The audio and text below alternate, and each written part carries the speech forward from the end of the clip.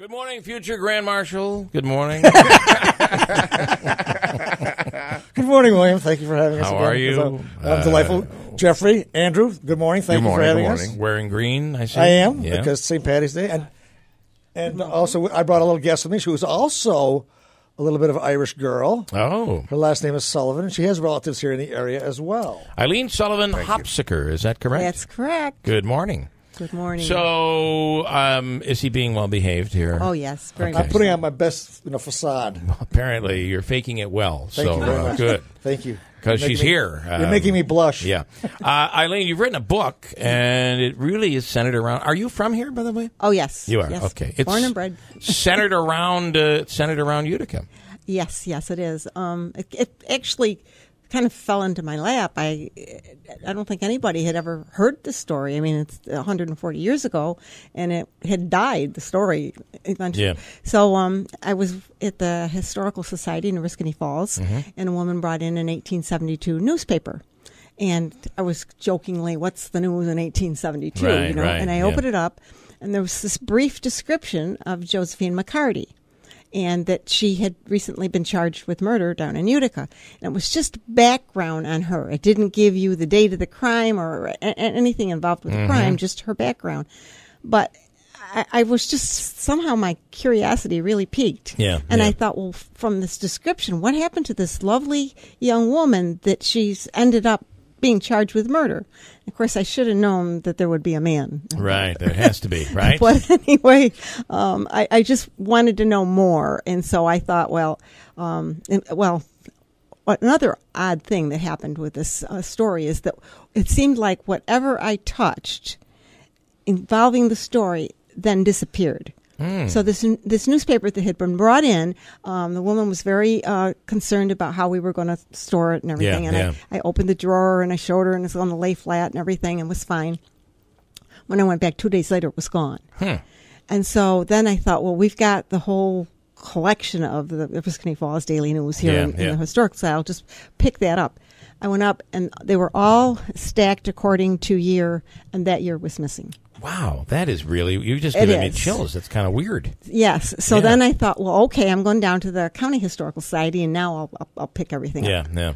Nothing. Wow. Absolutely nothing. And meanwhile, you were just reading it. Yes, I had no intention that I was going to write a book or Sure. anything like that. Yeah. I just wanted to know. And of course, the more I couldn't get the information, the more I wanted it. Right. So then I went to Waterville, because the Waterville Times has been in print since the 1840s or whatever. Okay. So I checked the archives, and I had a back date from the little piece that I had, and I couldn't find anything. So then I went forward, and I found a little blurb that said her trial would commence March 25th, copied from the Utica papers. So I thought, of course, it's going to be in the Utica papers. Yeah. So then I went down to the Utica Public Library and got into the microfiche and uncovered the most incredible story I think I've ever heard. Wow. I mean, she's an astounding individual, a century ahead of her time. So tell us a little of the story. All right. Without revealing too much. Yes. Cliff notes. I'm Cliff still in notes the are midst okay. of this. Don't reveal too much. Well, Because this sounds it's like you're already making up you're setting the stage for a movie here, it seems. Hello? Yeah. it's true. When people are reading it, that's what they're saying, too. Yeah, I mean, yeah. I don't know. It's kind of surprising that over 140 years things haven't changed. But if you break it down, this was really the result of a lifetime of sexual harassment and abuse. And that's how it culminated. She was an incredibly beautiful woman, highly intelligent, unconventional for her day. She was a physician. She'd been to the Female Medical College of Pennsylvania. Wow. She was a lobbyist in Albany, where she lobbied for educational bills. What year was this? What year was her era? 1800s, 1840s, 1850s? Yeah, it starts with her marriage in 1845. Okay, all right. Wow. So way think about ahead that. of her. 150 way more. ahead. Listen, you hear stories. We could easily talk about somebody in the 1970s or 60s that the woman had such a challenge. And yes, I was almost shocked that she was allowed forgive me for saying it that way, but that she was allowed to be a physician, allowed to be a lobbyist. She wasn't. I mean, she was those things, but she wasn't applauded for that. It was a scandal. Sure. You know, she was looked down. I mean, when the trial began in the newspaper coverage, I mean, she was smeared pretty good. You know, that was one of the things in reading that I thought to myself 150 years ago, and we talk about today with the age of the internet, and then whoever the person is or whatever the story is, you can always find someplace misleading facts, a distortion of the truth. Who is this person really? In the newspaper articles, one's said she was rich and she lived here and then she was from here. It was all these stories. It reminded me of today's internet. You can find 5 different versions of who this person actually was. Yes, she was incredible. There was a lot of fake news back then too. Yeah. 150 years ago. Yeah, there was, believe it or not. Yeah. And she was a spy during the Civil War. Wow. And so they tried to say that she was a traitor. And then William P. Wood was colonel. He was also the founding director of the Secret Service. Stepped forward and said no, she was for the Union, and he worked under her. Wow, this is an amazing story. It really is. So I can't ask. I mean, normally in these stories of history, we know the outcome, and you still read because you. But I don't know that I want to know the outcome at this point. Well, that's how I was when I was at the library. I mean, you know, the microfiche, some of it's black. It was terrible going through, but I couldn't stop until I had the answer because I couldn't believe. And really, throughout her life, justice didn't serve her well. Mm-hmm. I mean, she was her husband. Went to Europe, left her in New York City with $14 and 3 children, and then later invited her to come to Europe and join him, and then he kidnapped the children. She never saw them again. Wow. Came back to the U.S. She was involved with historic people. When I was reading it, I had never heard of these individuals. One of them is Captain Pratt, who's one of the favorite characters of the book.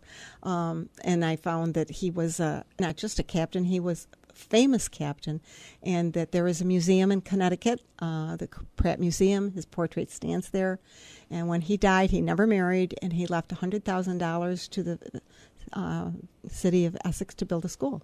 Wow! So he was, another person who's coming to life. Yeah. I think that's the Pratt School of Art, maybe.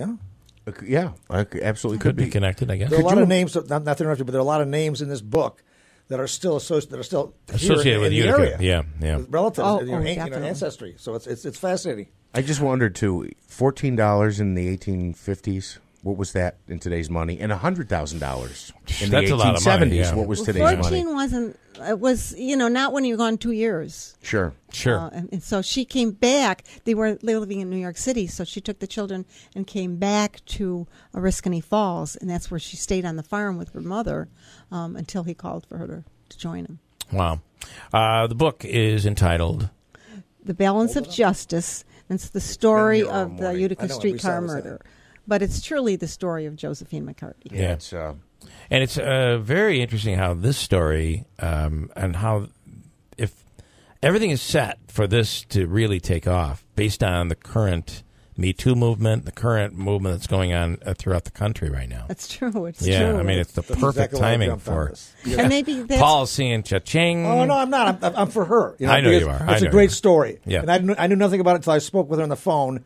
And then all of a sudden a light goes off. I said, my God, this is a perfect story. It's a timely story. Yeah. But this happened before there was electricity, before those phones, cars. Women didn't get a chance to vote until the 1920s. Couldn't vote. I know. Here's this woman who's a physician and she couldn't vote. And she's a spy for the Union, too. I mean, this woman is incredible. So it's a great story, and it's already laid out. I mean, all we got to do, I'm going to send it to some screenwriters and hopefully get some legs on this thing. So and it's all about Utica. When you're reading the book, and there's parts on Genesee Street, there are parts all over. You try to envision what Utica was like back then. I mean, Genesee Street was a dirt road, right? And then being drawn by horse trolleys, and that's where she was. The murder took place on a trolley in front of all these witnesses. So it's a fascinating story. She did a great job. Yeah, it really is interesting, and you get a view of downtown. Is it a story of a woman who was abused, who fought back, or was just victimized?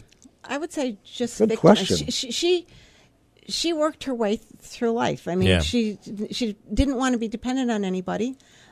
She found ways to work, and she had she had 6 children over the years.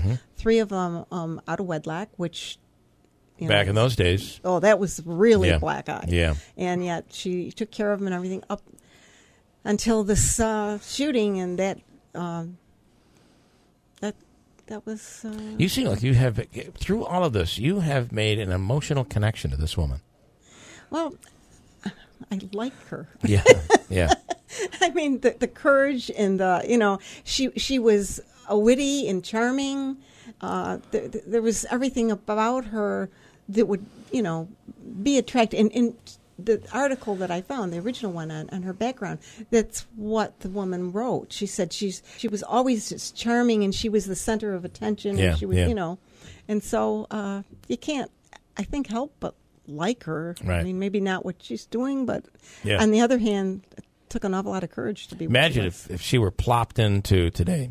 She'd probably you get would lost. not probably notice. Yeah, I mean, she'd Right. get lost in just- today's world. Yeah, Right, other than right. the shooting, Yeah, they exactly. would all be accepted. She's an expert horseman, so she's athletic, she's pretty, and she's smart as hell. So I mean, it's a perfect story. Yeah. And this is way back when things weren't so as Sure. easy. Right. My God, so Well, they were and- tough back then. And I just find it's so interesting how plopped into today's storyline. It's really, it's topical. Well, that was quite when I was interesting. talking to her, the light goes off. I go, this would be a perfect movie, but it's a period piece. So we're looking back in the 1860s, Yeah. 1850s. So that would cost money to make sets. So I'm afraid, and I want if this does go someplace, that she'd have to be the technical advisor with the Yeah. screenwriter, because they may change it to modern day times, which you would could lose the want to do strength that. of it. Yeah, you want the yeah. real story. Right, You want exactly. the Yeah, that wouldn't work because women aren't up. Well, the they're story is up against a lot, but not what she was. and the story is, if you were to take it out of that era, then the story goes away. Right. I mean, Right. the It's fact like that everyday story. She had these challenges that women still have today in some Yeah. cases, Yes. but she had them at a time when she had no opportunity to be an independent human, for God's sakes. All right, so how can people buy this book? It's available through Barnes & Noble and Amazon.com. Right. I believe Barnes & Noble here in New Hartford is carrying it. I think Closey's also. Okay. Out of the area, everybody seems to have to order it. They're not stocking it because they see it as a regional book. But it really isn't. Right, I mean, right. it's a story Yeah, I that agree. transcends. I will say one thing, though. At the very beginning, this picks up quick. The intensity of the explosion failed to penetrate her senses. So you begin first sentence, you're dealing with a murder, and right across from that line is a picture of the old Mohawk Street Jail in Utica. Wow. So if you're into Yeah. history and old photos and Yeah. stuff, that shot, to me, I was, wow. And written completely as a historical record. You believe you've really looked at. It's a novel because there's no way to interview these people. There's Right. So there were the relatives who I tried to, what is it? Amazon, right? genealogy, Did you find any relatives?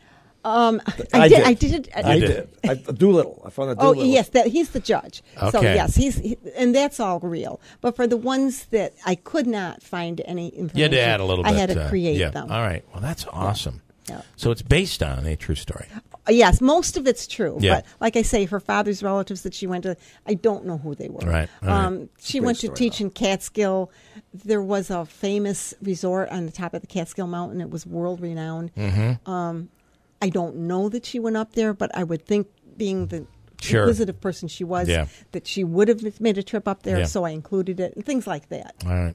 Well, again, it's the title of the book. Again, I don't have it in front of me. So The Balance of Justice. The Balance of Justice. The Utica And Streetcar Murder of 1872. Eileen Sullivan Hopsicker. She's having a book signing too. Okay. Is that April 7th, Eileen? April 7th at the Oneida County Historical All right. History And you can Center. pick up books there too as well. And what's your background? Have you written books before? No, this is my first novel. Wow. I did get into the Saturday Evening Post for the little short story, but I'm a novice at this. Okay. And it's her first movie too. And that'll be your first movie. Her first script. First screenplay. All right. Great job, Eileen. Thank you Thank so you much. very I'm glad much. we were able to do this. We'll break. We'll come back at WIBX.